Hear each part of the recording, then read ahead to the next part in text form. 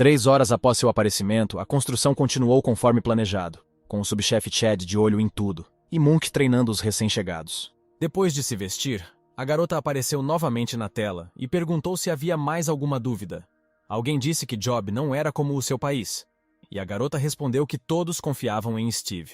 O homem relatou que o Ministério da Defesa enviou o destacamento 707º, liderado por Valentim Ajó.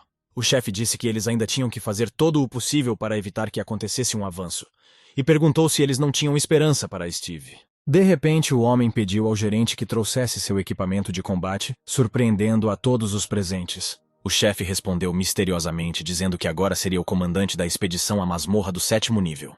O silêncio reinou no salão e todos os presentes apenas olharam silenciosamente para o chefe da mesa dos acordados. E em algum lugar de outro país, Ana estava algemada a uma cadeira. A porta do quarto onde ela estava se abriu lentamente e a luz entrou com ela. A garota abriu lentamente os olhos, tentando entender onde ela estava e o que aconteceu. O comissário Tucker ficou na frente dela e perguntou se ela estava realmente acordada. A garota olhou para ele com raiva e disse que ele estava cometendo um erro. Ele disse que a menina ainda estava com bastante energia e perguntou se ela precisava levar um choque novamente. A partir dessas palavras, o ardor da garota diminuiu um pouco. Depois de se certificar de que ela não era mais sarcástica, Tucker colocou a pulseira de ferro na frente dela. Quando ela viu, a garota perguntou animadamente de onde ele tirou isso. O comissário perguntou por que ela estava tão surpresa, porque esse não era um item que ela carregava com frequência, e ela o escondeu muito bem. Os olhos de Ana se arregalaram de choque ao ouvir essas palavras. O homem disse que ela não precisava pensar muito porque já haviam visto o que havia dentro. A garota perguntou o que ele queria, e o homem disse que continha algumas notas bem interessantes. Ela disse que era apenas um diário, ao qual o homem perguntou que provavelmente nem mesmo Hiro sabia de sua existência. Ana olhou com raiva para o comissário, mas não encontrou o que responder. O homem a chamou de insidiosa, acrescentando que ela era especializada em coletar informações e que Hiro provavelmente confiava nela porque não sabia que ela era capaz de interceder. A menina não quis ouvir isso e pediu ao homem que fosse direto ao ponto. Tucker disse que este diário continha informações sobre o futuro, informações sobre quem se tornaria um herói, quando e onde os incidentes aconteceram, e até mesmo a data do fim do mundo. Ana continuou em silêncio e olhou com raiva para o homem. Ele continuou que, conhecendo o futuro, Hiro reuniu pessoas com grande potencial e fez parecer que as havia treinado. Ele levou para a equipe aqueles que poderiam se tornar grandes sem a sua ajuda. Aí ele se tornou um campeão, um ídolo do país, e cidadãos que nada sabiam o reconheceram como seu herói. Tudo isso é possível por causa da Pedra da Regressão. A garota sorriu e perguntou se ele realmente queria saber disso. Em resposta, Tucker pediu a Ana que lhe dissesse onde Hiro estava agora, e em troca ela conseguiria o que quisesse. O comissário repetiu a pergunta, dizendo a Ana que lhe concederia tudo se ela lhe contasse onde Hiro estava escondido. Sem hesitar um momento, ela respondeu que não sabia onde ele estava escondido. Tucker começou a perder a paciência, perguntando como ela não sabia onde ele estava. Esta conversa foi observada por um homem atrás de uma parede transparente. Ele olhou para os monitores, ouvindo a resposta da garota, e disse que ela estava falando a verdade. Ao ouvir essas palavras, o comissário olhou diretamente nos olhos da menina, e ela não desviou o olhar. Sua raiva suavizou e ele disse que seria ótimo se ela soubesse. Em resposta, Ana disse que seria ótimo se ele não fizesse de Hiro seu inimigo. Em resposta, Tucker suspirou profundamente e chamou a garota de vingativa. Ele disse que a menina seria encarcerada em uma prisão especial para os despertos, e lá teria um triste fim. Ana respondeu dizendo que Tucker não tem tempo para se preocupar com os outros, já que Hiro provavelmente quer conhecê-lo. O homem olhou com raiva para a garota, chamando-a de lixo atrevido. Um vídeo foi reproduzido na tela do monitor, em que a ponta de uma cauda vermelha era visível de um buraco no chão. O cara atrás do monitor disse que isso é tudo que está na gravação, porque então ele parecia ter caído no chão. O homem ao lado do comissário disse que agora eles estão tentando rastrear Hiro usando drones. Tucker disse que Hiro era um vilão que estava tentando drogar o povo dos dois países e derrubar o governo. Ele ordenou que fosse feito todo o possível para encontrar o cara e fazê-lo pagar pelo que fez. O homem saudou e disse que fariam tudo o que pudessem para encontrá-lo. O comissário pensou que Hiro provavelmente teria a pedra de regressão com ele, e queria colocar as mãos nela. Um cara loiro estava sentado na praia, observando crianças jogando futebol. Hiro cortou o cabelo para se disfarçar e assistiu ao noticiário no celular. O repórter contou as principais notícias e passou para outros acontecimentos que chamaram a atenção do rapaz. A notícia dizia que eles receberam uma lista dos membros da guilda de Steve que se juntaram a ele no ataque. Hiro ficou muito surpreso ao saber que o ataque consistia em apenas 3 pessoas. Olhando para o desempenho de Donnie e Jim, o cara se perguntou surpreso quem eles eram, talvez escudeiros. Lendo a notícia de que estava completando a masmorra de 7º nível, ele chamou Steve de bastardo arrogante. Ele disse a Steve em voz alta para tentar, e acrescentou que estava interessado em ver como ele mudaria o mundo com seu poder. Hiro estendeu a mão e uma luz roxa quase imperceptível brilhou entre seus dedos. Imediatamente, em vez de luz, um bloco de notas preto apareceu na mão do cara. Enquanto escrevia algo, ele pensou que, para se preparar para a próxima regressão, deveria obter o máximo de informações possível sobre Steve. A próxima notícia dizia que eles haviam recebido novas informações. O melhor grupo de batalha do país, 707A, estava a caminho de Jó. Hiro disse com um sorriso que a destruição do país começou depois disso, como o melhor grupo de batalha foi destruído. De repente, uma bola de futebol caiu ao lado do cara. Os meninos abaixo gritaram para Hiro, chamando-o de tio, e pediram que ele jogasse a bola para eles. O cara pegou a bola com uma das mãos e jogou direto nas mãos de um dos meninos. O menino agradeceu a Hiro e eles correram para jogar futebol novamente. Olhando para eles, o cara disse que a masmorra do 7º nível havia sido aberta e a cidade ainda estava de pé. Ele olhou em volta, observando meninas jogando bola na praia e uma jovem família com uma criança caminhando pela estrada. Ele achava que estava tudo certo. Eles deveriam viver o máximo que pudessem, porque quando chegar o fim do mundo, esses rostos felizes ficarão manchados de sangue e lágrimas. Hiro pensou que se conseguissem sobreviver, ele os ensinaria a sorrir novamente, em outra terra. Enquanto isso, veículos militares e drones começaram a chegar às terras de Steve. Várias dezenas de carros passaram correndo pelos surpresos Chad e Melissa. O cara perguntou que diabos, e a garota presumiu que fosse o 777A das Forças Especiais. De repente, um dos carros parou perto deles e eles olharam para ele com expectativa. Logo um cara da agência de macacão saiu do carro e cumprimentou os rapazes. Ambos ficaram chocados ao ver que a cabeça estava na frente deles, e Melissa perguntou o que ele estava fazendo aqui. O homem perguntou com um sorriso o que ela pensava e acrescentou como é que alguém pode sentar-se num escritório se o país está a um passo do desastre. Ele abordou Chad e perguntou se ele era Chandler, e disse que, para reduzir o nível de ansiedade, a agência e o departamento de defesa decidiram apoiar a guilda de Steve. Melissa disse calmamente que o nome dele era Chad. A partir dessas palavras, todo o fervor do capítulo diminuiu e ele pediu desculpas silenciosamente. O garoto disse que Steve não gosta de tantos estranhos entrando em seu território. O líder disse que sabe disso, mas o aparecimento da masmorra de 7º nível não é um problema apenas para sua guilda.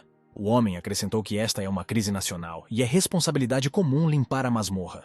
Chad hesitou com tanta pressão e começou a gaguejar para dizer que entendia, mas aqui estava seu irmão. Melissa disse que tentaria explicar as circunstâncias para Steve. Quando ele saísse, eles pagariam o valor adequado pelo uso da masmorra. Chad ainda estava nervoso e perguntou se precisava cavar sua própria cova agora. E os militares já estavam ocupados com o arranjo. Alguns estavam construindo quartéis, e os que já tinham terminado podiam ir comer. Olhando para a construção do acampamento temporário, disse o chefe Melissa, agora é mais como uma subdivisão. A garota virou-se para a cabeça e perguntou por que ele estava aqui. Mas o homem fez uma contra-pergunta. O que ela quis dizer?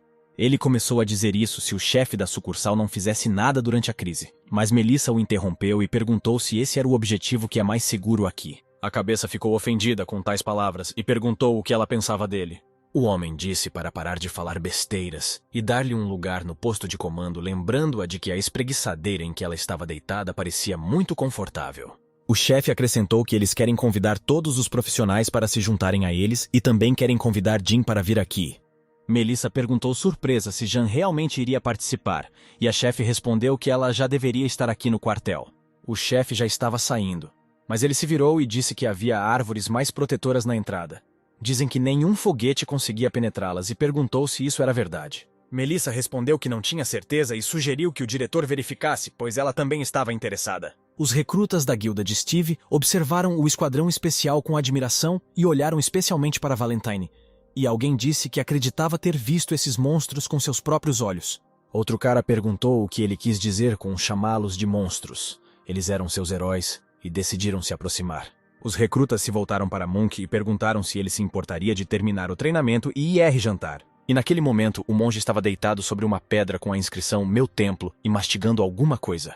Ele disse que uma pessoa manchará seu karma se não conseguir abandonar seu apego e, através de truques, conseguirá o que tanto deseja.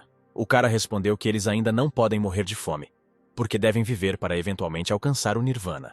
Monk levantou-se de repente da pedra e mais uma vez repetiu em voz alta as palavras do cara. Uma chance de alcançar o Nirvana. Segurando o riso, o cara disse que parecia que seu estômago não havia atingido o nirvana e seu corpo doía de sede, e prometeu que traria ao monge algumas latas de cerveja. Monk disse que era muito inteligente e perguntou se já havia pensado em se tornar monge. O cara respondeu que a família deles era católica e prometeu trazer também carne seca para acompanhar a cerveja. Enquanto Monk observava os rapazes partirem, ele disse que era uma pena, porque eles não tinham desejo de fé. Os recrutas estavam discutindo que gostariam de ganhar autógrafos. Um cara disse que Valentine é o número 1 em seu país, mas ele tem uma classificação mundial baixa. Ao que outro cara respondeu que é tudo porque ele não quer participar de brigas. E Monk abriu uma janela de informações na qual apareceram dados sobre sua nova habilidade, o Rei do Nirvana, e abaixo foi afirmado que ele poderia convocar até 20 andarilhos. O monge calculou os dados de energia e descobriu que agora ele precisa matar cerca de 15 chefes de primeiro nível. Ele pensou que estava ansioso para ver os 20 andarilhos no primeiro nível do Rei do Nirvana. E nessa hora o Chad estava conversando com o Valentine. Ele perguntou o porquê, porque havia muitos lugares vazios na sede. O militar respondeu que não lhes deveriam causar nenhum transtorno. Por isso, se permitirem, os militares colocarão aqui a sua guarnição. Olhando para Valentine, Chad pensou que ele era chamado de Homem de Aço e Punho de Aço. Por causa de seu patriotismo, ele se recusou a ingressar na Guilda Scylla. Chad pensou que ele simplesmente não queria tomar partido. Mas o cara disse em voz alta que poderia fazer o que bem entendesse. Valentine estava prestes a sair, mas de repente se virou, ofegando alto. Ele pediu a Chad que se certificasse de que militares e civis não se cruzassem, dizendo que os soldados poderiam estar sensíveis devido ao ataque iminente. Chad assentiu com compreensão e disse que faria o seu melhor. A essa hora, na sala de jantar, os soldados que conseguiram montar um quartel provisório almoçavam. O cara alto disse que esperava ver apenas turba aqui, exceto Steve, mas a comida aqui é excelente. E o segundo cara apontou para sua avó dizendo que ela é uma cozinheira incrível. E a vovó na cozinha realmente empunhava 2 facas enormes com uma destreza incrível. O cara alto perguntou surpreso se ela estava acordada e seu companheiro respondeu que provavelmente ela estava com pressa porque não havia comida suficiente. De repente, o som de uma bandeja de metal caindo ecoou pela sala de jantar. Um dos recrutas esbarrou em um cara alto e imediatamente se desculpou, dizendo que estava desatento. De repente, ele perdeu a paciência e chamou o recruta de bastardo inútil e perguntou se ele realmente ousava rir. O menino assustado empalideceu e perguntou com a voz trêmula o que ele queria dizer. O cara repetiu se tinha acabado de rir e o menino assustado respondeu que não. De repente, o bandido agarrou o recruta pelo pescoço com tanta força que ele não conseguia respirar. O cara alto perguntou se ele realmente queria morrer, e o garoto resmungou baixinho por que estava fazendo isso. De repente, a vovó na cozinha sibilou com raiva. Esse bastardo podre. Alguém gritou bem alto, mova-se, e o bandido voltou surpreso. No mesmo momento, o menino com 2 pães nas mãos afastou-se do bandido como se fosse uma parede e avançou. Uma marca da sola das botas do menino permaneceu no rosto do rapaz, e ele se virou surpreso. Naquele mesmo segundo, dezenas de facas começaram a cravar-se no chão e o bandido mal teve tempo de pular, levando o menino consigo. E a vovó gritou que mandou não tocar no pão, porque faltava e continuou a atirar facas. Bill pulou pela janela, quebrando-a em pedacinhos, largando os 2 pães. Cada um dos pães foi pego pelas patas do macaco, e o próprio menino agarrou a videira. Bill voou sobre uma videira com um sorriso satisfeito, e 2 macacos com pães nas patas traseiras correram atrás dele. O bandido perguntou quem era e eles responderam que este era o sobrinho de Steve, após o que ele disse que seus movimentos eram quase iguais à AOS de um macaco acordado. A vovó voltou para a cozinha, xingando Bill e reclamando das dores nas costas. De repente, o bandido gritou que a vovó estava louca mesmo. Como ela poderia atirar as facas? E seu companheiro tentou impedi-lo. O bandido perguntou por que ele deveria parar, pois as facas voaram direto para ele e quase o atingiram. O cara gritou que foi ele quem causou a cena e perguntou se ele realmente queria pagar por tocar na família de Steve. O bandido, em estado de choque, perguntou se aquela avó era da família de Steve. O cara disse que estava tudo certo e acrescentou que aqueles caras eram estagiários da guilda. E o bandido perguntou por que tinha tantos malucos aqui. Olhando em volta, o cara perguntou para onde os pirralhos tinham ido, e seu companheiro apontou que eles estavam fugindo. E os caras já estavam correndo para a saída, tendo conseguido pegar cerveja para Monk. O bandido correu atrás deles e o cara que estava com ele tentou impedi-lo, mas ele gritou pedindo desculpas. Um dos recrutas se virou assustado ao ver que o bandido ainda os perseguia. Espirrando saliva, ele gritou para os rapazes pararem imediatamente. Um dos recrutas disse que os estava perseguindo, e o segundo cara disse que estava louco. A noite caiu no chão, mas ainda havia luz nas janelas do prédio da sede temporária da agência. O chefe da agência perguntou a Valentine, que estava sentado à sua frente, o que o trouxe aqui. O cara disse que planejavam iniciar a operação hoje e o chefe perguntou surpreso por que tão tarde. Ele acrescentou que os militares chegaram há pouco tempo. Não seria melhor dar AOS soldados pelo menos um dia para descansar? Mas o cara disse que eles já descansaram bastante. O líder disse que haviam enviado pedidos oficiais a todas as guildas e ainda estavam colocando as coisas em ordem. E perguntou se poderiam esperar um dia. Valentine perguntou se ele não confiava neles e acrescentou que eles não precisavam de mais pessoas mesmo agora. O chefe disse que não se tratava de desconfiança, porque até o destacamento de Hiro sofreu perdas durante a limpeza, e para o seu país, a perda de pelo menos um soldado é inaceitável. Ele perguntou como eles realizariam os próximos ataques se entrassem e perdessem pessoas. O chefe acrescentou que mesmo Steve ainda não havia retornado, embora normalmente leve 20 minutos para limpar a masmorra de 6º nível. Ao ouvir essas palavras, Valentine pensou que aparentemente o chefe estava esperando o retorno de Steve. O homem disse que agora havia 4 mercenários Rank C e 12 mercenários Rank A vindo para cá e acrescentou que o cara deveria incluí-los na unidade de combate. Ele pediu para não esquecer que a divisão 707A é o seu melhor trunfo. Valentine disse que entendia. Eles ficariam de prontidão por mais um dia. As luzes do quartel provisório também continuavam acesas, apesar de já ser tarde. Em um deles, Jean estava deitada de lado em um saco de dormir. De repente, uma bola de luz brilhante brilhou a 1 centímetro do rosto da garota. Jean deu um pulo e perguntou com raiva que bastardo se atreveu a fazer isso. De pé ao lado dela estava Melissa, que disse que a garota deveria ter vindo cumprimentá-los e perguntar por que ela estava dormindo. Jean deitou-se e disse irritada que era muito bom não vê-los. Melissa ficou um pouco chateada com o que foi dito e perguntado ela realmente pensa assim. Mas ela imediatamente mudou de tom e perguntou se talvez sua chateação se devesse ao fato de ela finalmente ter retornado e Steve não estar aqui. Jean perguntou o que esse cara tinha a ver com ela e pediu para a garota sair para descansar. Melissa perguntou com um sorriso vitorioso que talvez fosse por isso que ela ligava para Steve com tanta frequência quando estava em missão. Ao ouvir essas palavras, Jean deu um pulo e perguntou que direito ela tinha de verificar as secretárias eletrônicas de outras pessoas. E Melissa perguntou se ela achava que a agência havia virado tudo de cabeça para baixo quando Jean desapareceu repentinamente. Ela não teve tempo de responder porque outra garota entrou na sala. Ela perguntou se eles tinham convidados, e Melissa imediatamente correu para abraçá-la. Com um olhar alegre e esperançoso, Jean perguntou se ela havia recebido o frango. A menina sorriu maliciosamente e disse que deu tudo certo, mostrando a mochila. Sandy, esse era o nome da menina, começou a preparar a comida, mostrando o que conseguia. A menina ganhou batatas fritas, bolinhos, frango, tortas, cerveja. E Jean disse com entusiasmo que isso era esperado de um mestre em busca de alimentos. Melissa também participou da festa, dizendo que não resistiu. E Jean disse para comer rápido, pois se o capitão o visse, ele os mataria. Sandy disse para festejar, porque eles não sabem quando poderão sair da masmorra após o início do ataque. Jean perguntou a Melissa por que ela estava comendo demais, se ela realmente estava indo para a masmorra também. E a garota respondeu que simplesmente não queria sair do grupo. De repente, Sandy, com os olhos brilhantes, virou-se para Melissa falando sobre Steve. As duas meninas pararam de comer de repente e olharam surpresas para a ruiva. Rindo, ela perguntou se as meninas tinham visto o vídeo em que Grace foi rejeitada por ele em 5 minutos. Melissa perguntou surpresa se eles não estavam namorando, como ele poderia recusar. Ela respondeu que tudo foi revelado no programa com uma pergunta sem respostas. Aparentemente ela foi rejeitada no momento em que se conheceram, e agora a menina está em treinamento para passar no exame de despertar. Sandy perguntou misteriosamente se eles sabiam por que a garota foi rejeitada. Jean mastigou o frango silenciosamente e Melissa perguntou interessada por quê. A ruiva, com um sorriso estranho, disse que foi rejeitada porque era fraca.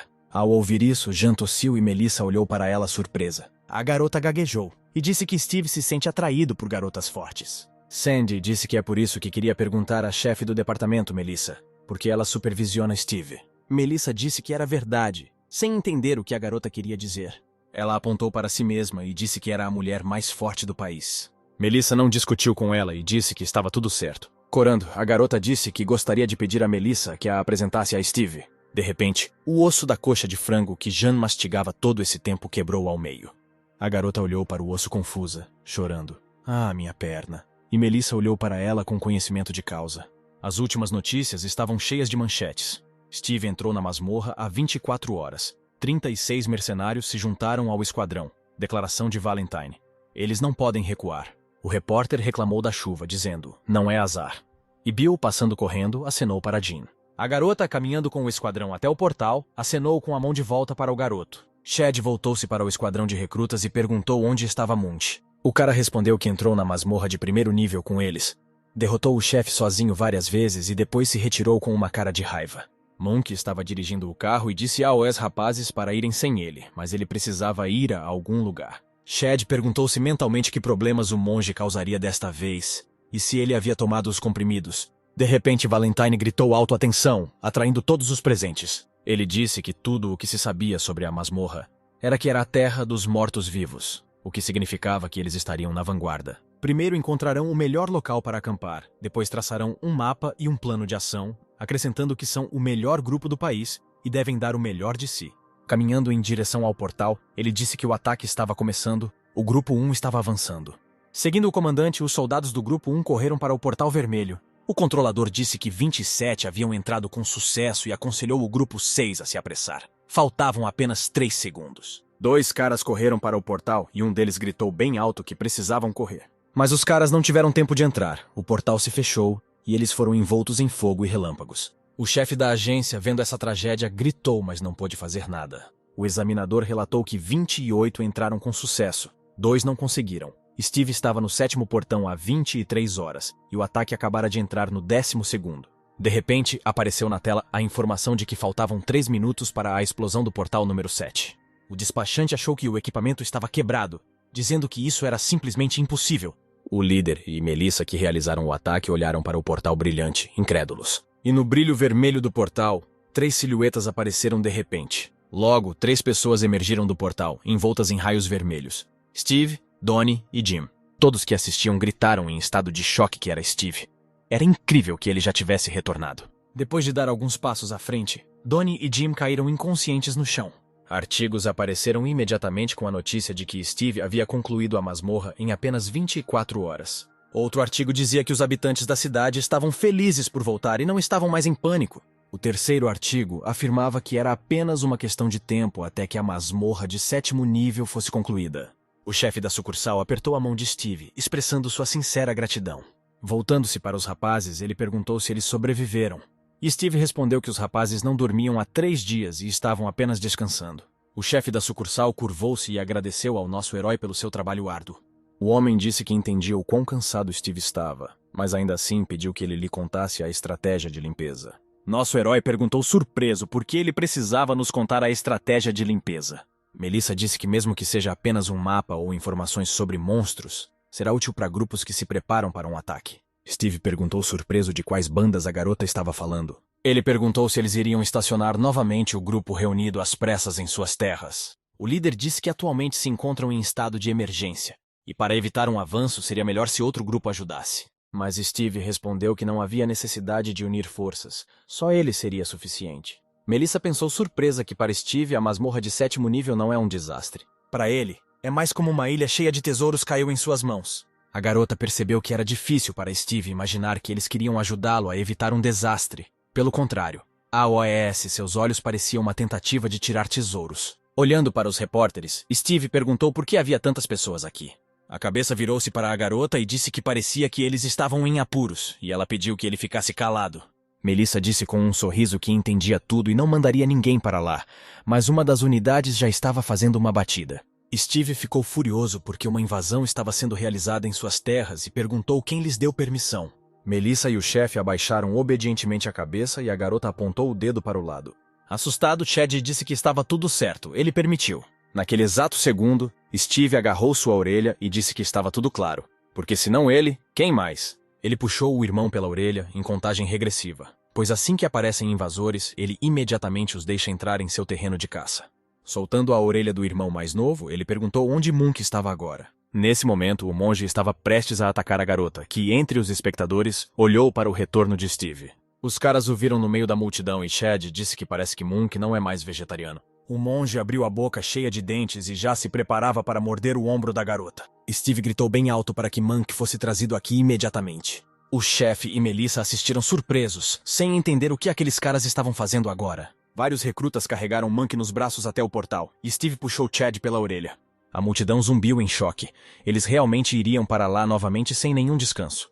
E perguntaram se a guilda de Steve se tornaria a guilda de primeiro nível 7 se eles concluíssem a masmorra.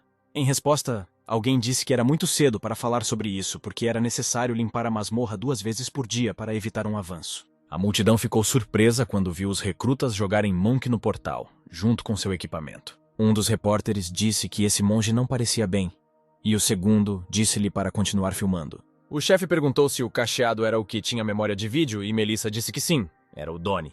O homem disse que iria descansar um pouco e pediu à menina que conseguisse informações com eles quando acordassem. Melissa desejou um bom descanso ao chefe. Enquanto isso, Donnie e Jim estavam deitados nos sofás do aparelho que media energia. De repente, um dos médicos perguntou surpreso se o sistema estava funcionando corretamente. Ele disse que os caras já eram Rank B, não estavam apenas carregando coisas. O segundo médico perguntou em estado de choque como isso poderia acontecer, porque eles eram dos Ranks E e D quando entraram. Eles ficaram surpresos por conseguirem aumentar tanto sua classificação apenas completando uma masmorra de nível 7 apenas uma vez. De repente, os dois meninos se levantaram, como se fossem uma deixa, e Donnie soltou um grito estrangulado. Sob os olhares chocados dos trabalhadores, os rapazes deram um pulo, sacaram as armas e se encostaram, prontos para lutar. Donnie, com uma expressão séria no rosto, virou-se para Jim e disse que parecia que eles haviam ido embora. O menino virou-se para os trabalhadores e perguntou se eles tinham visto Steve. Um dos médicos disse que Steve voltou à masmorra há cerca de 20 minutos. Jim disse que eles tinham cerca de 30 minutos e perguntou o que deveriam fazer nesse tempo. Donnie respondeu que é claro que eles precisavam estocar equipamentos se não quisessem morrer. De repente, os caras exclamaram em uma só voz, perguntando o que havia de errado com o nível deles. Já se falava muito no noticiário sobre Steve, voltando para a masmorra sem descansar. Outro artigo afirmava que os habitantes da cidade estavam demonstrando apoio ao ataque de Steve. Outra notícia afirmava que os moradores da cidade haviam voltado para casa após a notícia da operação. A mulher com a criança disse ao repórter que se sentiu um pouco aliviada e que já havia recebido autorização de residência e esperava se mudar em breve para a área de Steve. Hiro leu a notícia, que dizia que tudo dependeria de Steve conseguir reduzir o tempo necessário para limpar a masmorra. O cara perguntou com raiva que tipo de piada era essa, como ele poderia esclarecer isso em um dia. Os trabalhadores próximos ao portal perceberam que raios começaram a emanar dele e se viraram. Naquele momento, Steve, Monk e Chad apareceram com um brilho vermelho. A notícia se espalhou imediatamente por todo o país, informando que Steve havia reduzido o tempo de limpeza em 3 horas. Chad imediatamente caiu no chão por impotência. Eu, monge, sentei-me em uma pose e comecei a orar. Homens de uniforme branco, com cruzes nos pesos, aproximaram-se imediatamente deles. Eles se aproximaram dos caídos, diagnosticando que não havia danos, mas a resistência deles estava em 30% e disseram que o tratamento demoraria mais de 1 hora. Steve se virou, olhou para os trabalhadores e perguntou o que estavam fazendo. Melissa disse que este é um serviço de cura da agência, acrescentando que eles fazem isso porque querem ajudar. Steve disse que ele quis dizer outra coisa. Por que perder tempo se eles vão se recuperar quando adormecerem depois de voltarem? Melissa disse que por ser seguro e 3 vezes mais rápido, era melhor fazer assim. De repente, Donnie e Jim apareceram atrás da garota. Agradeceram a Steve pelo excelente trabalho. Nosso herói disse que foi ótimo já que eles estavam aqui. Apontou para os caras e disse para pegá-los e entrar no portal. Jim disse surpreso que se todos entrassem, a guilda ficaria em paz. Melissa entrou na conversa e disse que cuidaria do canteiro de obras. Steve olhou para a garota incrédulo e perguntou por que ela precisava disso. Ela respondeu que era sua função ajudá-los. Era importante envolver toda a equipe na operação e acrescentou que deveriam ir e não se preocupar. Steve disse que então deixaria tudo para Melissa. E se ela tivesse alguma dúvida, ela poderia entrar em contato com a vovó. Ele gritou: "Vamos!" E todos os 5 entraram no portal. E Donnie e Jim carregaram Monk e Chad. Um artigo apareceu imediatamente com a notícia de que o grupo de Steve havia lançado um 3º ataque à masmorra. A multidão que lia a notícia em um enorme outdoor aplaudiu de alegria. E os caras entraram na masmorra e se encontraram em um lugar cheio de arbustos. Os caras que estavam descansando ficaram no meio, e Steve, Jim e Donnie os cobriram, olhando em volta. Steve colocou a mão no chão e fechou os olhos, ativando a habilidade inteligência. Os caras já sabiam o que Steve estava fazendo e observavam atentamente não só a situação, mas também ele. De repente, Steve abriu os olhos, brilhando com uma luz azul, e disse que era hora de acordar as pessoas adormecidas. Os caras começaram a fazer o possível para acordar seus companheiros adormecidos. Monk acordou primeiro e suspirou pesadamente. De repente, Chad e Monk pularam ao mesmo tempo, surpreendendo Donnie, que tentava acordá-los. Chad exalou pesadamente e perguntou se eles ainda não haviam concluído a masmorra. Donnie, preparando-se para a batalha, disse que eles limparam tudo e entraram novamente. Chad perguntou surpreso se derrotar o chefe não era um sonho. Olhando para Steve, Ele começou a reclamar, dizendo que eles precisavam descansar, pois não eram como o nosso herói. Mas essas palavras não suavizaram o cara, e ele respondeu que dormiram aqui 30 minutos. Chad perguntou frustrado se não era tempo suficiente para descansar. Steve disse que os caras são Rank B e Chad é Rank C. Levando isso em consideração, meia hora é suficiente para se recuperar. Os caras começaram a abrir janelas de informações e ficaram surpresos com o aumento repentino nas fileiras. Steve disse que seus corpos estão ficando mais fortes, mas suas mentes não conseguem acompanhar. Então eles se sentem cansados mesmo depois de ter passado bastante tempo. Os caras ficaram surpresos com essas mudanças. Embora vissem que suas fileiras haviam aumentado, custaram a acreditar. Steve disse que com tal atitude, eles não seriam capazes de proteger sua casa, mesmo sendo Rank C, e acrescentou que teriam um treinamento especial até que seus olhos de peixe mortos encontrassem alguma vida. Os rapazes ficaram chocados com a fala de Steve, e principalmente com as palavras sobre os olhos de um peixe morto. O cara disse que eles não entendem. Eles têm que ficar o mais fortes possível para que ele possa sair de casa com eles, e de repente gritou que os inimigos estão atrás. Todos se viraram bruscamente, surpresos com tamanha mudança de discurso. E atrás deles uma multidão de cavaleiros esqueletos correu em direção a eles, com um rugido ameaçador. Jim foi o primeiro a receber o golpe e cruzou a espada com um dos esqueletos atacantes. Balançando habilmente a espada, o cara cortou a cabeça do esqueleto, sem deixar chance de vitória. E Chad atacou furiosamente os outros monstros, cortando-os com facas. Neste momento, Munch cortou facilmente o monstro ao meio com sua lança.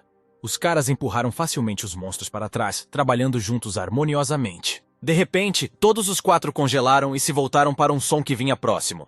Orcs mortos-vivos estavam se aproximando deles. Eles correram em direção a OS caras em uma multidão enorme. Olhando para eles, Steve disse que a multidão estava se aproximando deles rápido demais, sugerindo que tudo era por causa de Munch. O monge pegou uma lança e começou a ler o mantra. Para quem não consegue encontrar a paz na morte, a porta para os 6 caminhos da reencarnação não se abrirá. Batendo no chão com sua lança, ele disse: "O único mundo em que você pode entrar é o Dopian, um lugar livre de tentações." Um enorme dragão apareceu no campo de batalha e Munch gritou o nome da habilidade Ascensão do Dragão. Donnie também não ficou para trás e ativou uma nova habilidade, a armadilha perfeita para fantasmas. Ele gritou para os rapazes terem cuidado e disparou uma saraivada de 108 raios abissais. Os monstros não resistiram a tal ataque, e gemidos podiam ser ouvidos de todos os lugares. Jim gritou com raiva para Donnie tomar cuidado e o chamou de bastardo maluco. E Chad olhou para os novos dados e pensou que finalmente havia adquirido uma habilidade que poderia gritar com orgulho. O cara pulou alto e, balançando as facas, gritou: "Destruição da Pangeia!" Ele enfiou uma faca no centro da multidão e um raio roxo se espalhou dela. Chad olhou para o lado e naquele mesmo segundo o orc o atingiu, jogando-o para trás. Jim disse que sua força o abandonou de repente e sua lâmina estava ficando cega. Donnie gritou que sua precisão também havia caído. O monstro pressionou Monkey no chão e ele perguntou se era uma maldição. Jim se virou e perguntou qual poderia ser o debuff. Depois de olhar de perto, os caras viram um monstro voando sobre uma multidão de orcs. O monstro tinha contornos femininos e os rapazes imediatamente perceberam que era um Banshee. Donnie se virou e chamou Steve, apontando para o monstro. O cara ficou rodeado por um brilho verde e disse que tudo estava se desenvolvendo ainda mais rápido que da última vez. Enquanto isso, os recrutas estavam sentados na sala de jantar, saboreando uma comida deliciosa e esperando permanecer nas terras de Steve para sempre. Melissa sorriu e disse aos rapazes para comerem até se fartarem e voltarem ao trabalho. A menina passou pela porta e perguntou à vovó sentada à mesa se ela havia ligado para ela. A vovó sorriu para a menina e disse que queria conversar sobre aquela casa de banhos. Melissa respondeu que queriam colocar uma sauna finlandesa ao lado da sauna a vapor. A vovó disse que talvez não soubesse, mas o balneário deveria ter um cômodo aquecido com piso de pedras de barro vermelho. Melissa admitiu com culpa que não sabia o que fazer, pois já havia feito um pedido. Naquele momento, a menina recebeu um telefonema e a vovó estava se espreguiçando e reclamando de dores nas costas. Melissa recebeu uma ligação da equipe de análise de vídeo dizendo que precisava vir ver alguma coisa. Na tela estava Jim, envolto em um brilho verde, lutando contra monstros atacantes. Com um golpe preciso, ele cortou a Banshee ao meio. O cara falou que é o fim da reportagem, o vídeo acabou aí. A cabeça tentou lembrar o nome do monstro e Melissa sugeriu que fosse uma Banshee. Este é um tipo de morto-vivo comparável ao chefe médio de nível C. Sua habilidade são debuffs que reduzem as estatísticas físicas e a precisão dos ataques, e também podem desferir ataques de longo alcance. O chefe disse que já que a Banshee não é a chefe, então cadê o resto do vídeo? O cara disse que tentaram extrair as fitas à força enquanto Donnie dormia, mas nesse momento ele acordou. Ele acrescentou que se dirigiria formalmente a Donnie quando eles deixassem a masmorra. O chefe perguntou, exceto o grupo de Steve. Ninguém mais conseguiu limpar a masmorra de 7º nível. Melissa disse que agora Steve teve sucesso, e exceto esses dois, ninguém mais teve sucesso. O cara disse que como o país de Hiro se recusou a compartilhar informações, eles receberam vários pedidos de informações da masmorra. O líder disse que a prioridade deles era a segurança do grupo 707A e perguntou como vão as coisas aí. O cara mostrou um fragmento onde Jim recebeu cura das fadas da terra, quando quase morreu ao entrar na masmorra, e não recebeu apenas cura, mas também lustroso. Sem as habilidades de Steve, eles acreditam, nenhuma equipe no mundo será capaz de derrotar o Banshee sem baixas.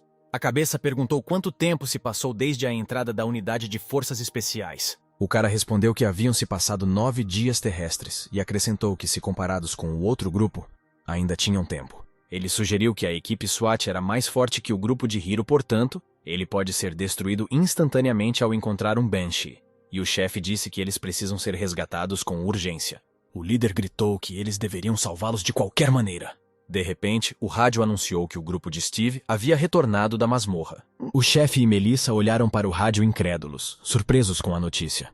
Havia cansaço no rosto dos rapazes, e no rádio acrescentaram que era incrível, porque o tempo havia sido reduzido para 13 horas. O chefe e Melissa concordaram que foi incrível concluir a masmorra em 13 horas. Por algum tempo, a cabeça refletiu sobre o que tinha ouvido, mergulhando em torpor. De repente, ele gritou que havia uma maneira de salvar a unidade e pediu para segurar Steve. Em resposta, ele foi informado pelo rádio que Steve acabara de voltar. O chefe não esperava tal resposta e perguntou em estado de choque se ele realmente havia entrado na masmorra. Disseram-lhe que depois que todos saíram, Steve voltou sozinho. O chefe não conseguia acreditar que Steve entrou sozinho na masmorra. Melissa disse que se você analisar os tempos de conclusão da masmorra até o nível 6, verifica-se que Steve concluiu a masmorra na metade do tempo normal quando foi lá com o grupo. Se nos atermos a essas estatísticas, o quarto ataque a uma masmorra de nível 7 deve levar 6 horas. O chefe agarrou sua cabeça e disse que se soubesse o quão bom Steve era, teria feito de tudo para deter as forças especiais. Melissa perguntou o que o chefe quer dizer quando fala sobre como salvar as forças especiais. O homem respondeu que quanto mais você repetir algo, mais rápido você conseguirá, e sugeriu que Steve precisasse montar um esquadrão com veteranos. Melissa engasgou de surpresa ao ouvir as palavras do chefe. Houve notícias de que Steve havia reduzido o tempo de limpeza da masmorra para 5 horas, e 2 dias já haviam se passado desde o envio das forças especiais. Outro artigo dizia que 2 retornaram vivos depois de limpar uma masmorra na Nova Zelândia, com especialistas pessimistas quanto ao retorno das forças especiais. Outro artigo acusou o chefe de comando inepto, e as últimas notícias relataram que Steve havia reduzido o tempo de limpeza para 4 horas. Na saída da masmorra, nosso herói foi recebido por uma multidão de jornalistas. O homem caiu aos pés de Steve. A multidão começou a perguntar quem era e alguém disse que ele parecia o chefe da agência. O chefe pediu a Steve para salvá-lo e o cara perguntou se alguém disse que iria matá-lo. Melissa apareceu atrás da cabeça e disse que tinha algo para conversar. A garota apontou para o lado e pediu que ele fosse embora com ela se Steve tivesse algum tempo. Os 3 se afastaram das celas e sentaram-se nas pedras à beira de um pequeno lago. Ao ouvir o pedido, Steve perguntou como deveria ajudar a unidade de forças especiais. O chefe disse que era necessário limpar a masmorra o mais rápido possível. Steve respondeu que era isso que ele estava fazendo. Mas o homem disse que não era disso que ele estava falando. Nosso herói perguntou por que ele deveria ajudar esses ladrões. Melissa disse que 3 dias se passaram desde que o grupo entrou na masmorra, então 9 dias já haviam se passado lá. O chefe disse que depois de 15 dias a chance de retorno é reduzida em 50%, e acrescentou que não podem perder suas forças especiais de forma tão estúpida. Steve imediatamente ficou com raiva e perguntou quem deu uma ordem tão imprudente. O homem respondeu com tristeza que havia calculado mal e que só ele era o culpado de tudo. Steve perguntou como ele poderia salvar aqueles que já haviam entrado na masmorra. Eles deveriam se salvar. Melissa respondeu que havia uma maneira de fazer isso. Steve perguntou surpreso se realmente havia algo assim. A garota disse que há 5 anos houve um incidente na masmorra de 1º nível. A masmorra apareceu no campo. Então o custo de entrada era baixo e os artefatos caíam com frequência. Por isso foi chamada de masmorra da loteria.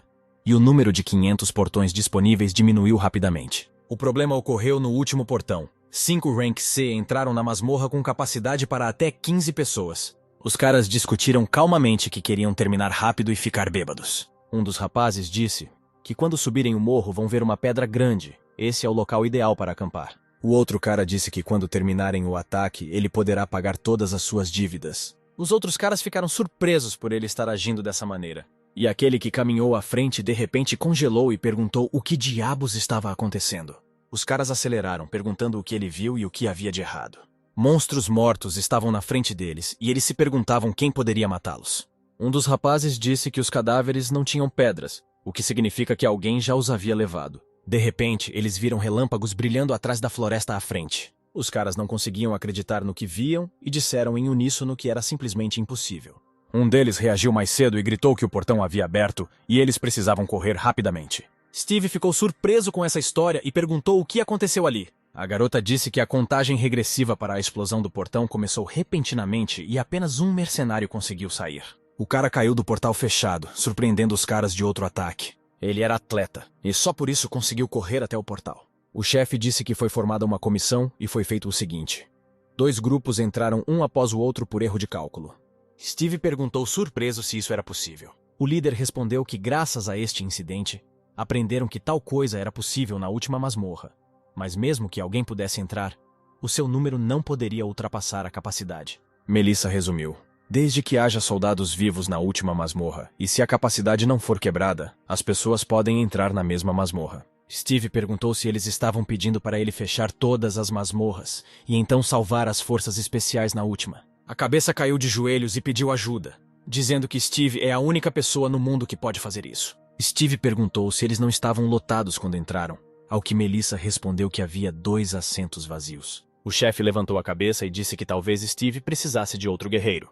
O cara respondeu que não era necessário, e perguntou que faltavam agora 82 ataques. Se ele limpasse 4 masmorras de uma vez, ele seria capaz de enfrentá-los, antes que a masmorra explodisse. O líder gritou que quanto mais o tempo passa, menor é a taxa de sobrevivência. E se passar 1 mês na masmorra, a taxa de sobrevivência cairá para 2%, e disse que Steve deve limpar tudo o mais rápido possível. Steve, em resposta, perguntou em voz alta por que ele começou essa bagunça, e o homem se curvou novamente pedindo desculpas. O chefe disse que garantiria que o governo o compensasse por toda a experiência e lucros perdidos. Steve disse que não era necessário e pediu-lhe que dissesse aos outros para se concentrarem no treinamento e garantirem que não estavam relaxando. Melissa ficou impressionada com a ação de Steve, e o diretor até derramou lágrimas de alegria. A cabeça ficou emocionada porque Steve recusou o prêmio, sofrendo prejuízos pelo bem do país. E Melissa prometeu acompanhar tudo. No segundo seguinte, Steve saiu correndo de seu lugar, levantando colunas de poeira, e pequenas pedras voaram em direção a Melissa e a cabeça enquanto eles se levantavam. O chefe perguntou se Steve já havia partido para o próximo ataque, e a garota disse que também pensava assim. O homem abriu o orçamento para salvar as forças especiais e perguntou se 5 milhões seriam suficientes, ao que a menina apenas suspirou profundamente. Imediatamente apareceu a notícia de que Steve iria salvar a unidade 707A. O repórter disse que agora estava nas terras de Steve, havia reduzido o tempo de limpeza para 4 horas e em breve iniciaria uma operação de resgate, e agora entrou no portal há 10 minutos. De repente, o repórter calou-se e a multidão de curiosos começou a fazer barulho, olhando para o portal. Steve saiu do portal, parecendo um pouco cansado, mas ainda determinado. Os repórteres imediatamente começaram a tirar fotos e vídeos, gritando que Steve estava fora. O repórter disse que, em um acontecimento chocante, Steve emergiu da masmorra de 7º nível depois de completá-la pela 6ª vez, 13 minutos depois. Nosso herói se virou e imediatamente voltou para a masmorra, surpreendendo a todos. A notícia dizia que Steve fez 15 ataques com um tempo médio de 20 minutos, e a foto trazia a legenda de que mesmo um super-homem não é desprovido de humanidade. As incríveis habilidades de Steve estão sob os holofotes de todo o mundo. 4 dias se passaram desde a entrada das forças especiais, e Steve já fechou 68 ataques. Apesar de suas incríveis habilidades de limpeza, a notícia de que a taxa de sobrevivência da unidade havia caído para 50% fez com que muitas pessoas reunissem e acendessem velas. Um grupo popular estava dando um concerto e cantando que esperavam o retorno seguro de todos. A unidade de forças especiais conseguirá retornar com segurança, como todos esperam. Enquanto isso, um destacamento de forças especiais caminhava pela floresta, sob uma chuva torrencial. Um integrante do pelotão perguntou quanto tempo eles estavam caminhando. Foi informado que precisavam caminhar mais 30 minutos para chegar ao acampamento, e ele respondeu que talvez fosse mais fácil morrer aqui. De repente, Jean chamou a atenção do esquadrão levantando a mão fechada em punho. Um dos soldados perguntou com medo o que era agora, e o segundo sibilou, pedindo-lhe que calasse a boca. E Jean disse que havia um fantasma à frente. Um monstro em farrapos esfarrapados realmente voou à frente. Olhando para ele, Todo o esquadrão se perguntou surpreso se realmente haviam conhecido um fantasma. Os soldados imediatamente baixaram a voz e começaram a sussurrar que precisavam se esconder com urgência. Sandy se perguntou com irritação por que tudo aconteceu quando o capitão não estava, porque se fossem descobertos, todos morreriam. O bandido do refeitório perguntou se a gravidade aqui havia triplicado porque estava ficando mais difícil respirar. De repente, um dos soldados pisou em um galho e o fantasma imediatamente se virou em direção ao som. Os olhos do monstro brilharam como uma lanterna e iluminaram um esquadrão de soldados que estavam escondidos nos arbustos. Tendo descoberto o esquadrão, o monstro rosnou, atraindo seus companheiros. No momento seguinte, alguém atirou na cabeça do fantasma e ele ficou em silêncio. E então todo o seu corpo foi envolto em fogo e o monstro começou a queimar, apesar da chuva torrencial. Um dos soldados sentados no estrado relatou que tudo estava claro. Sandy gritou que eles deveriam se mudar, mas Jim disse que era tarde demais. Um dos soldados tentou entrar em contato com a base e relatar que grandes grupos de monstros estavam se aproximando deles. O cara do quartel-general relatou que um grupo de 40 orcs estava se aproximando às 6 horas, 20 ogros às 7 horas, 200 goblins às 3 horas, e um esquadrão deveria entrar em batalha a 200 metros. Sandy gritou para os soldados atrás dela se prepararem para lutar. Um dos soldados disse que só lhe restava metade de sua mana, e o segundo acrescentou que lhe restavam 3 flechas, mas estava pronto para roer os monstros com os dentes. Houve um barulho e alguém gritou que eles estavam se aproximando. Um dos caras pediu para matá-lo se ele virasse zumbi, e o segundo prometeu cremá-lo e dissipar seu medo, e Jean gritou que eles estavam a 100 metros de distância. Uma multidão de monstros correu em direção a AOS soldados. Alguém gritou que eram muitos e que precisavam ser atacados. Os soldados correram para a batalha, atirando de volta e lutando contra os monstros com todas as suas forças. Um soldado no quartel-general viu o monstro se aproximando e relatou que algo estava voando em direção a eles com uma velocidade incrível. Jean virou-se para o lado e perguntou com raiva o que diabos era isso. O rádio informou que uma criatura desconhecida se aproximava ao meio-dia. O quartel-general analisou o manual de Aruki e ordenou que os soldados se preparassem. Sandy perguntou por que analisar, porque ela só precisa destruir o monstro. Jean correu em sua direção e gritou para a garota esperar por ela. De repente, um enorme ogro apareceu perto da garota, que ela não percebeu imediatamente. Ele bateu na garota com um bastão e ela voou para trás com a força do golpe. Um soldado gritou para não romper as fileiras e o segundo disse que monstros não morrem. Eles transmitiram informações ao quartel-general de que sua mana e características estavam caindo muito rapidamente. Eles não seriam capazes de matar criaturas mortas-vivas assim. De repente, o cara da sede praguejou e percebeu que esse monstro era um Banshee.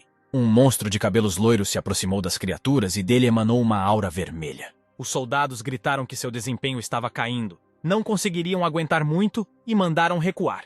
Os soldados da base decidiram que deveriam relatar isso à inteligência, quando de repente um monstro atravessou a parede de seu quartel-general temporário. A Banshee passou voando pelos soldados e leu um feitiço de debuff em um idioma desconhecido. De repente, Sandy se aproximou do monstro por baixo, brandindo sua arma. A Banshee notou a garota e perguntou como ela estava, sorrindo alegremente. A enorme tela mostrou Steve saindo da masmorra mais uma vez. O anfitrião gritou que Steve, que havia estabelecido um recorde mundial, havia concluído a masmorra 87 vezes em 6 dias. Donnie sentou-se ao lado dos rapazes adormecidos, olhou para o telefone e disse que Steve havia ido embora. Ele perguntou se eles deveriam ir cumprimentar o cara. Jim, sem abrir os olhos, perguntou se ele queria voltar novamente àquele lugar infernal. Donnie disse assustado que é claro que não queria. Jim, ainda sem abrir os olhos, disse ao cara para voltar para a cama. O cara concordou e recostou-se, segurando o telefone contra si. Ele se perguntou o que teria acontecido se a grande catástrofe não tivesse acontecido. E Steve, como se nada tivesse acontecido, saiu do portal envolto em raios. Ele se aproximou do chefe e de Melissa e perguntou se poderia entrar agora. Com lágrimas nos olhos, o chefe disse que aquela era a última masmorra e pediu para voltar com os rapazes. Steve voltou ao portal e disse que os devolveria se ainda estivessem vivos. O apresentador chamou nosso herói de padroeiro e disse que estava entrando na tão esperada última masmorra.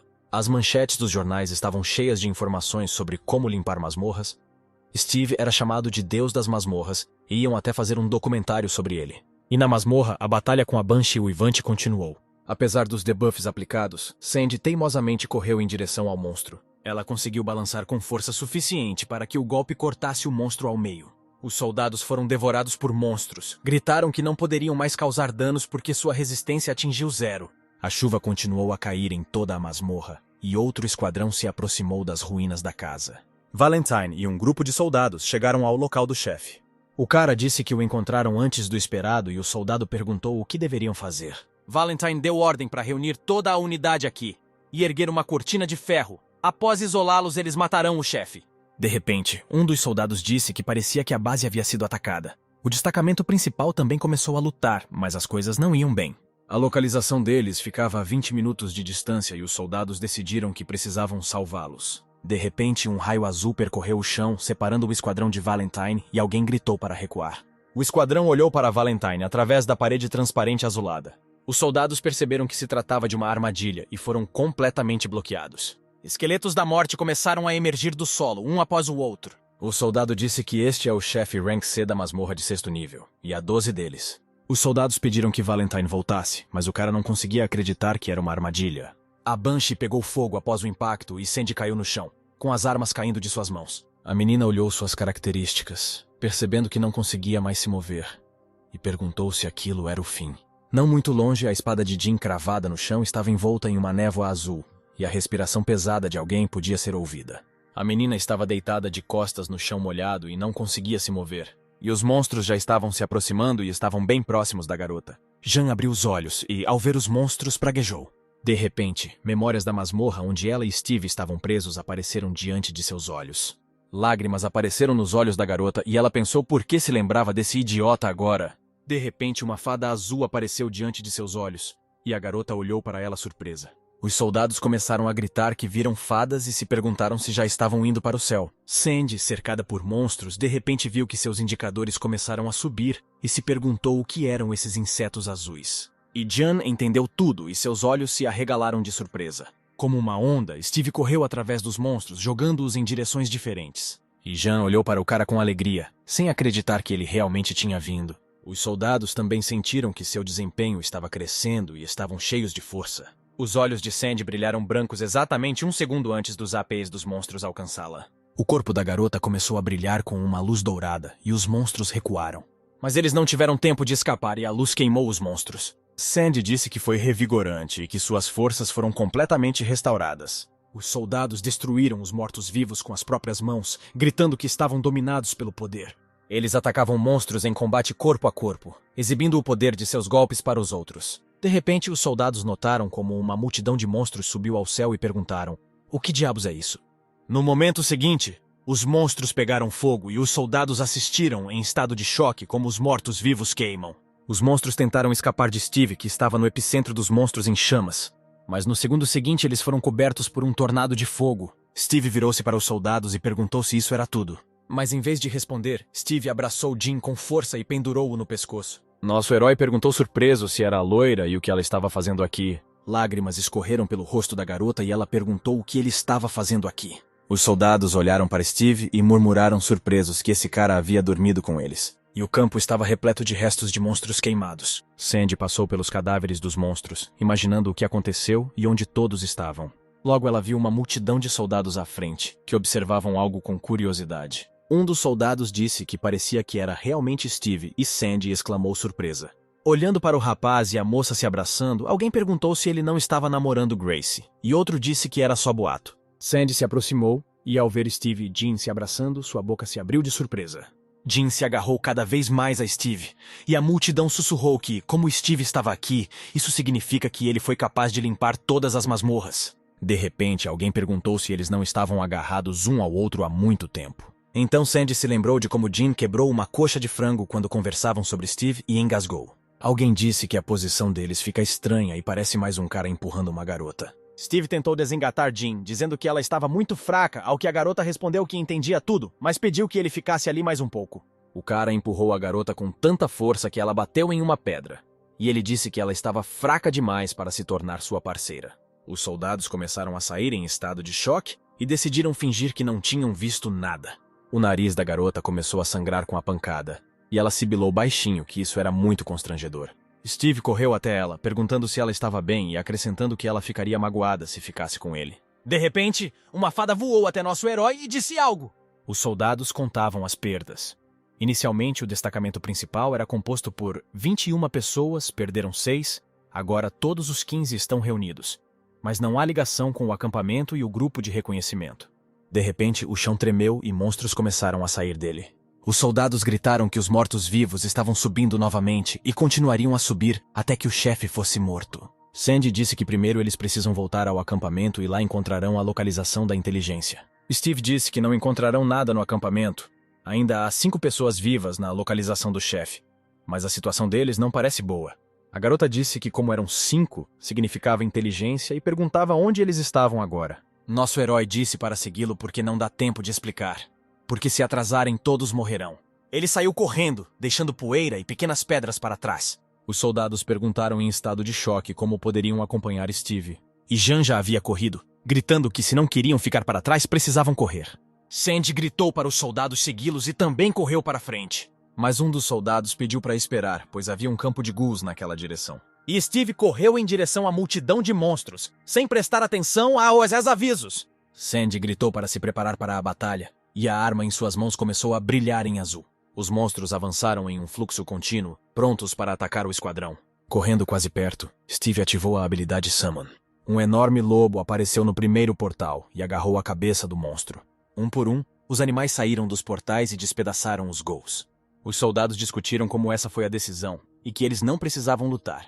E Sandy achou Steve super gostoso. Jean se virou e disse que um objeto voador está se aproximando às 11 horas. Sandy perguntou se era outra criatura que parecia uma bruxa voadora. Jean disse não, porque parece diferente. Outra criatura voadora estava se aproximando deles. Ao vê-lo, Steve disse com um sorriso: Olá, Lish. Os soldados gritaram em estado de choque. Isso poderia realmente ser um Lish. O monstro parecia impressionante, ele tinha uma coroa dourada e algo parecido com um manto real. Os soldados gritaram que uma onda de mortos-vivos estava se aproximando e perguntaram como lidariam com isso. Enquanto isso, o esquadrão de reconhecimento lutava contra os Cavaleiros da Morte, tentando animá-los. Eles disseram que eram apenas inimigos de nível C. Valentine olhou para a batalha com ansiedade e arrependimento por não poder ajudar. De repente, ele percebeu que a névoa negra, a cortina de sujeira, a magia de reviver cadáveres, todos significavam apenas uma coisa. Ele olhou para o prédio atrás dele e percebeu que era um Lish. A névoa negra vinha de um prédio com colunas, e o cara adivinhou o que havia ali. É neste edifício que está localizado o recipiente salva-vidas do Lish.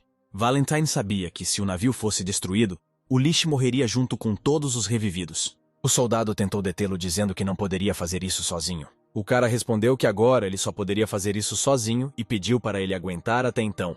Os soldados tentaram deter o capitão, mas ele foi inflexível. Os soldados disseram que mesmo que fosse um Lish, não seria capaz de romper o punho de ferro e acrescentaram que precisavam se preocupar consigo mesmos. Justo naquele momento, o enorme monstro brandiu a espada e alguém gritou para se esquivar.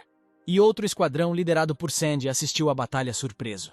Steve voou pelo céu com asas, e embaixo dele tudo queimou em fogo, queimando monstros. Ele perguntou com um sorriso se o Lish estava desistindo, como se pudesse entender Steve. Ele voou até o monstro, perguntando se ele queria parar de jogar. Steve disse que não tinha mais tempo para brincar com ele e que era hora dele voltar para casa. Nosso herói ativou a habilidade Portal, e um círculo azul apareceu atrás do Lish. Com um sorriso alegre, o cara ativou outra habilidade, Imagem Espelhada. No segundo seguinte, um portal se transformou em 4 ao mesmo tempo, cercando o monstro. Com sua próxima habilidade, Steve convocou um Wyvern e uma luz roxa apareceu em suas mãos. A cabeça de um Wyvern gigante apareceu no portal, atrás do Lish. De repente, cabeças de Wyverns também apareceram dos outros portais e atacaram o monstro. E no momento seguinte, os Wyverns rasgaram o Lish em pedaços. Os soldados observaram surpresos enquanto os 4 Wyverns não deixavam vestígios do Lish. E alguém estava preocupado se ele lidasse com o chefe. Eles teriam tempo de sair. Steve, envolto em um raio azul, voou ainda mais alto. Ele olhou para o esquadrão abaixo e disse-lhes para segui-lo. Jean perguntou se isso não era o fim. E Sandy respondeu que o Lish não poderia ser morto tão facilmente. Steve correu para frente, sem olhar para os restos do Lish rasgado. Jean gritou para o esquadrão que eles precisavam correr e todos a seguiram. Enquanto isso, Valentine entrou no prédio e encontrou uma multidão de monstros. O cara disse que estava ainda melhor e preparado para atacar. Gritando que odiava ajuda de qualquer maneira, Valentine colidiu com a multidão de monstros. Ele matou monstros com um golpe, avançando. Cada golpe de Valentine atingiu o alvo e matou os mortos-vivos. Havia muitos monstros e eles começaram a se aproximar. E um deles rastejou por baixo e agarrou o cara pela perna. Os mortos-vivos cercaram Valentine, e ele ativou sua habilidade Punho de Aço. Seu punho começou a brilhar em verde, pronto para atacar. Os mortos-vivos já estavam cara a cara com o cara, mas ele nem pensou em desistir. Monstros como um rio negro cercaram Valentine e o derrubaram. Mas ele continuou a reagir e, sem fôlego, disse que era difícil. E o esquadrão restante continuou a lutar contra os Cavaleiros da Morte. Os soldados refletiram os golpes das espadas e dispararam de volta. Um dos soldados praguejou com raiva e disse que não aguentava mais. Outro disse que a besta estava sem mana e que ele também não conseguia mais fazer isso. O monstro pareceu sentir que os soldados estavam enfraquecendo e aumentou a pressão, rosnando com raiva. Ele balançou e golpeou com a espada, cortando a arma de um dos soldados e jogando-a fora. Os outros caras ligaram para ele, e o cara disse que tinha machucado muito o ombro. E quando ele se virou, viu outro grupo de mortos-vivos atrás. Os soldados também se viraram, e alguém exclamou que ainda havia uma multidão de mortos